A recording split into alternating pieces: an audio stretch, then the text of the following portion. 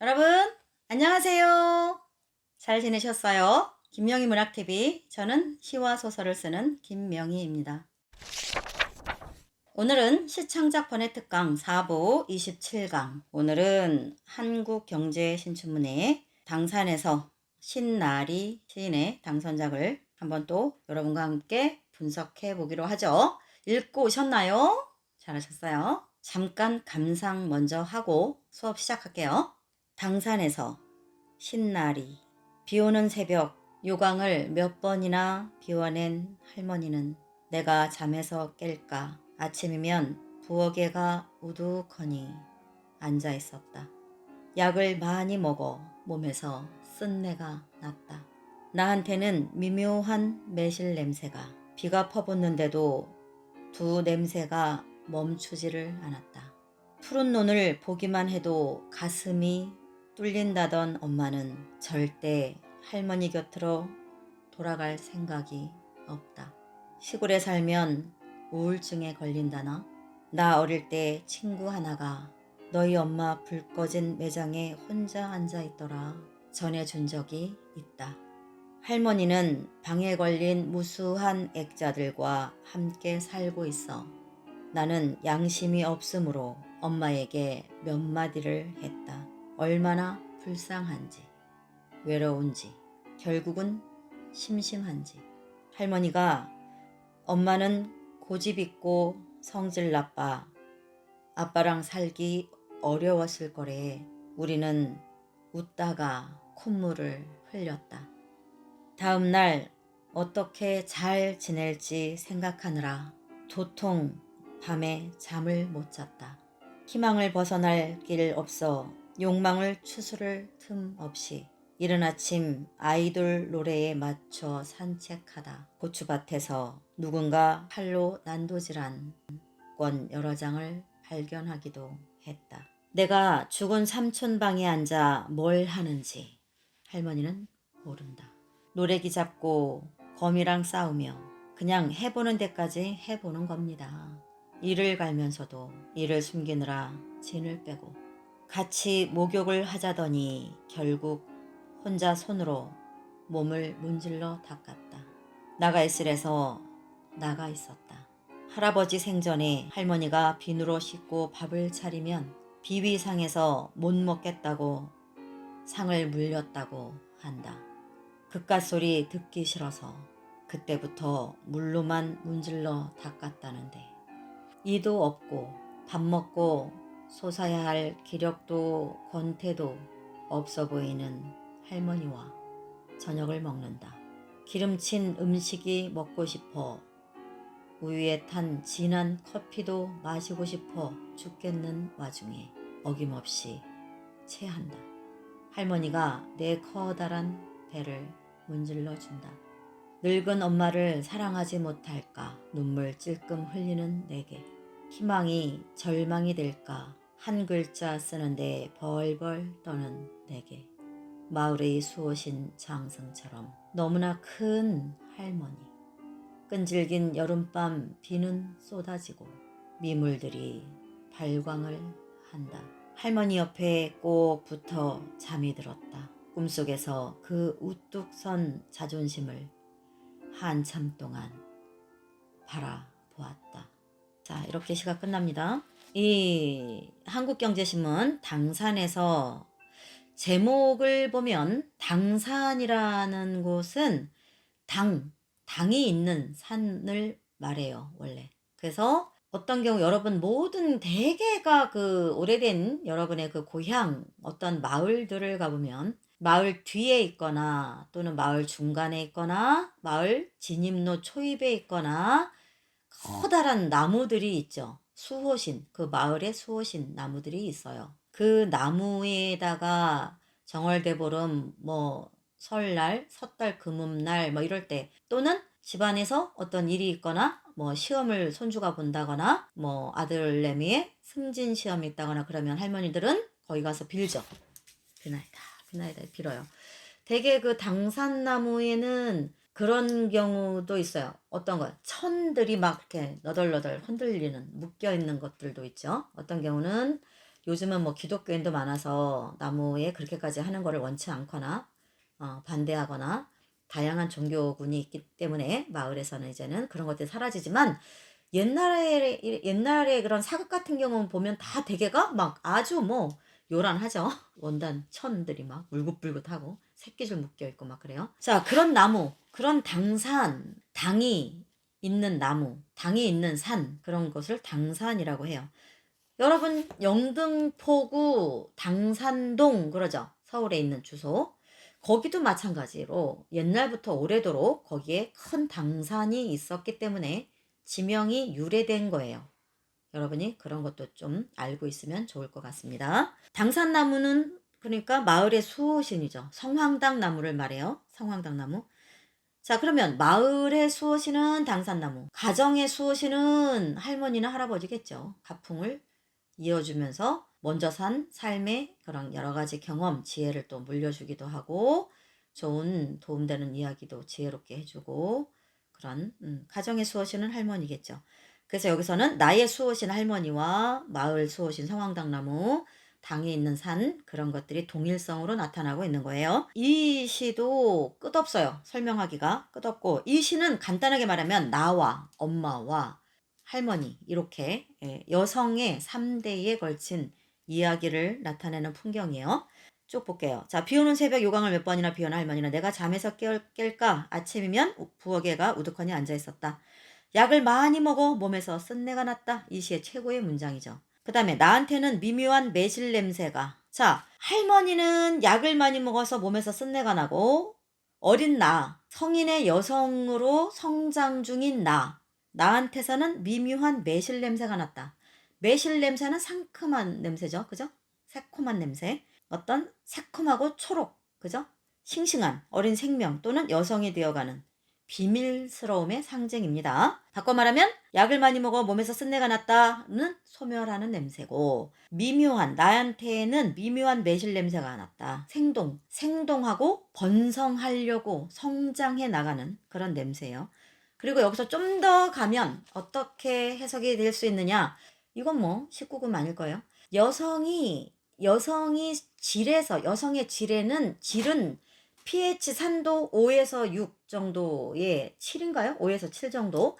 약산성의 성질이 있어요. 여성의 질에서의 그 배설물 또는 그 질의 분비물은 약산성을 띱니다. 왜냐하면 멸균, 살균해야 되기 때문에 약산성을 떼요.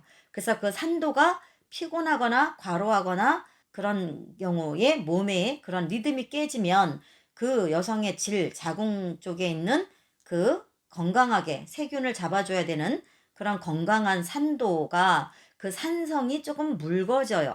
알칼리 쪽으로. 그러면 질에 염증이 생기거나 다양한 그런 질병이 오는 거예요. 그러니까 바꿔 말하면 미묘한 매실 냄새라는 것은 바꿔 말하면 그 여성으로서 엄마와 할머니처럼 이제 그 여성성이 없는 아동의 시기를 벗어나고 있는 상태. 초경을 거쳐가면서 자궁이나 그 생산하는 능력을 엄마와 할머니를 따라가고 있는 또 하나의 작은 씨앗인 것이죠. 예, 나라는 화자가.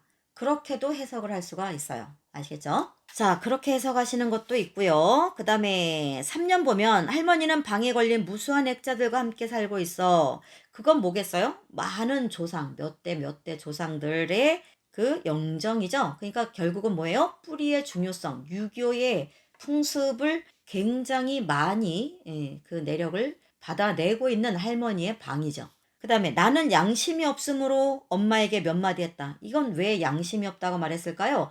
그 내력, 내 조상에게 효의 정신을 할머니는 최선을 다해서 그 정신의 얼을 이어가고 있는데 현재 살아가는 나는 엄마에게 감히 할머니가 볼 때는 저것이 어디 제 어른한테 대들고 있어 버르장머리 없이 이렇게 볼 수 있기 때문에 화자가 표현하기를 나는 양심이 없으므로 엄마에게 몇 마디 했다라고 하는 거죠.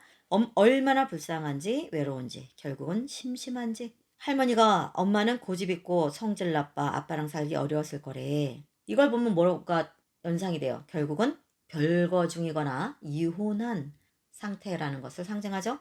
우리는 웃다가 콧물을 흘렸다. 이건 뭐예요? 즐겁거나 그냥 실없는 농담하다가 우리가 항상 그러죠. 명절에도 그렇고 엄마랑 할머니랑 이렇게 모이면 꼭 과거 이야기나 가족사가 드러나고 갈등이 조장되고 슬픈 일이 다시 소환되거나 그러잖아요. 그래서 명절에 막 싸우는 집도 많죠. 명절 데려갔다가 그런 거죠. 결국은 슬픔. 웃다가 콧물을 흘렸다가 뭐예요? 아유 진짜 내가 그때 야 말도 마라 말도 마. 네가 그때 엄마 속을 알아? 얼마나 속상했는지 알아 너 때문에? 막 이런 얘기하면 엄마 그랬어? 엄마도 그랬다며 할머니가 그러던데 막 이런 얘기하면서 울고 웃고 막 그런 거죠. 그래서 우리는 웃다가 콧물을 흘렸다. 저도 그런 추억이 있어요. 저와 우리 딸과 엄마 집에 놀러 갔다가 밤새 자자 그랬는데 밤새 이야기가 끝이 나질 않는 거예요. 제가 보는 할머니, 우리 엄마의 인생, 또 내가 낳은 딸아이의 인생, 그 중간에 있는 나의 인생. 그런 막 이야기를 막 하면서 저희 엄마도 고생을 엄청 하셨거든요.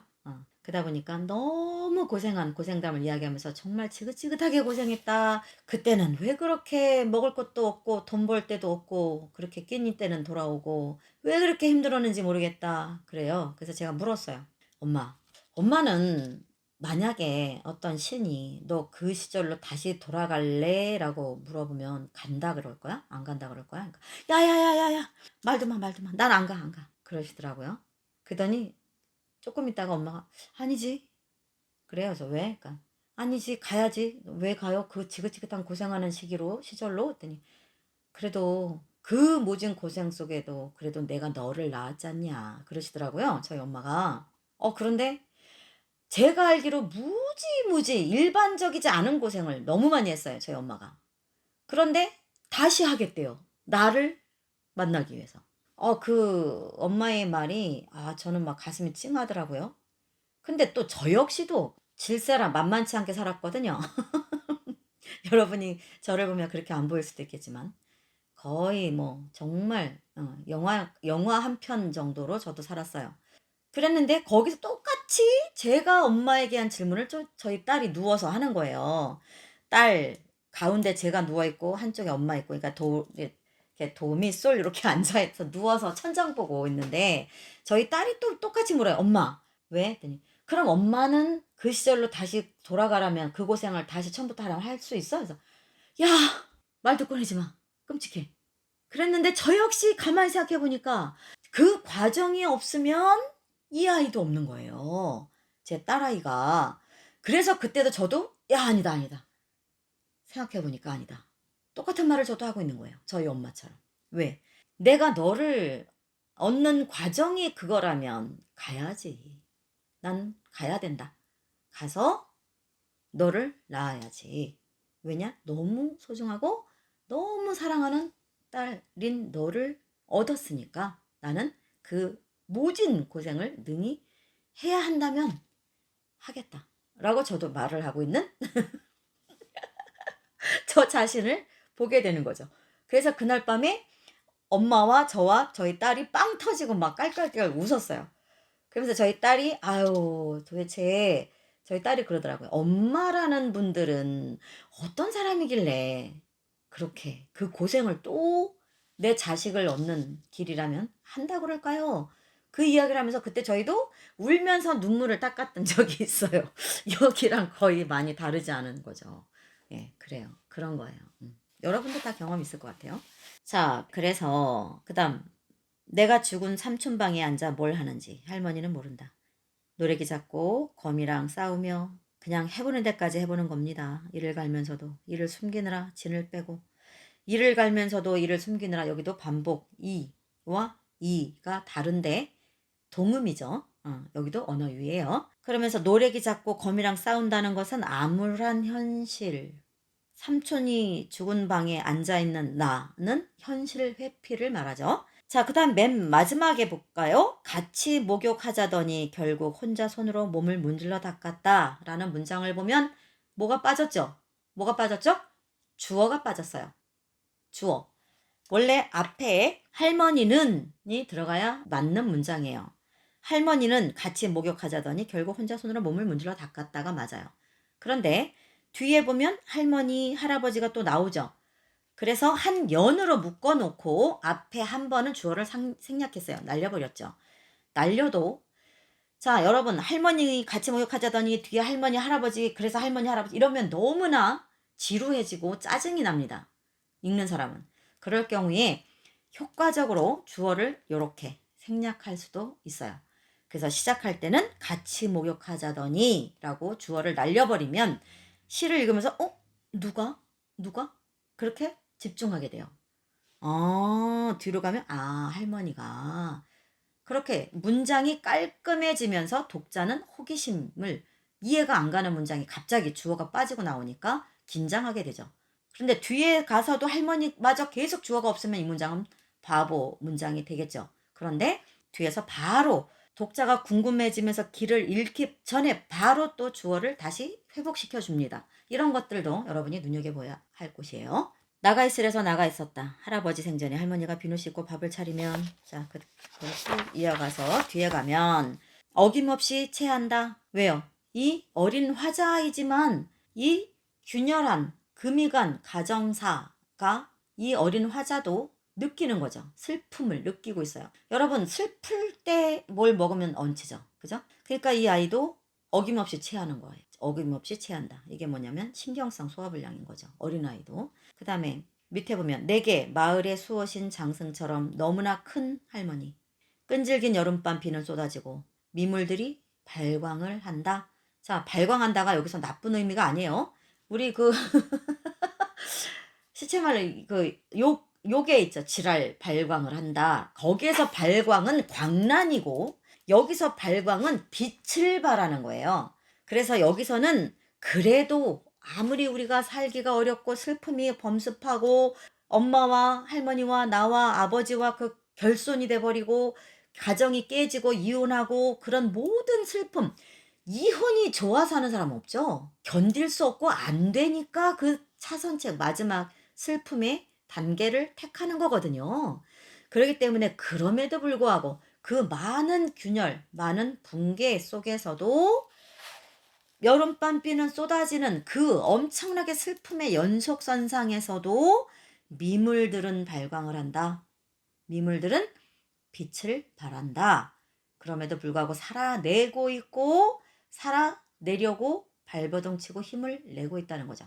최선을 다하고 있다는 거죠. 그러면서 시적 화자는 그것을 통해 우리에게 뭐라고 말하는 거예요? 그러니까 우리 다 같이 이런 미물도 사는데 힘들어도 힘을 내야 한다라고 메시지를 전하는 것이고 마지막 문장 할머니 옆에 꼭 붙어 잠이 들었다. 꿈속에 그 우뚝 선 자존심을 한참 동안 바라보았다. 여기서 그 우뚝 선 자존심은 당산나무이자 화자에게는 할머니죠. 할머니가 상징인 거죠. 근데 우뚝 선 자존심 이 자존심은 저는 조금 걸려요. 너무나 관념적인 언어라 이거 말고 있었을 텐데 그런 아쉬움은 남습니다. 자, 심사평 간단히 읽고 마칠게요. 심사평 할머니, 어머니, 나로 이어지는 여성 서사의 저력, 육화한 수작. 시의 새로움은 어디에서 오는가? 자, 마지막으로 당산에서 왜 내 편은 자기 안으로 함몰되지 않고 타자를 향해 조심스럽게 몸과 마음을 돌리는 시적 운동이 느껴지는 작품들이었다. 당선작은 할머니에서 어머니 그리고 나에게로 이어지는 여성 서사의 저력을 육화한 수작이다. 독백이나 넋두리 수준의 사담에 연루될 가능성에 대한 우려가 있었으나 그 또한 상투화된 기후로 만들어줄 것을 기대하는 것으로 우리는 기꺼이 시인의 모험에 함께하기로 했다. 이렇게 당선작 뽑은 이야기네요. 위에 보면 오래된 습관의 4편 그 다음에 새들의 주식회사 제작술이 돋보였고 그건 여러분이 찾아서 한번 읽어보세요. 자 이렇게 해서 당산에서 신나리 시인의 시 당선작, 한국경제신문의 2023년 신춘문예 당선작을 공부해 봤습니다. 다음 시간에는 여러분이 또 읽고 올 게 있죠. 데칼코마니 한이로라는 시인의 당선작 영남일보입니다. 영남일보. 신춘문예 중에 가장 상금이 큰 곳이죠. 굉장히 큰 곳입니다. 자, 이렇게 해서 여러분 또 한번 좋은 작품을 공부할 수 있었습니다. 도움되셨죠? 네, 도움이 되셨다면 저에게 힘이 되도록 여러분 좋아요, 공유, 댓글 많이 많이 부탁드릴게요.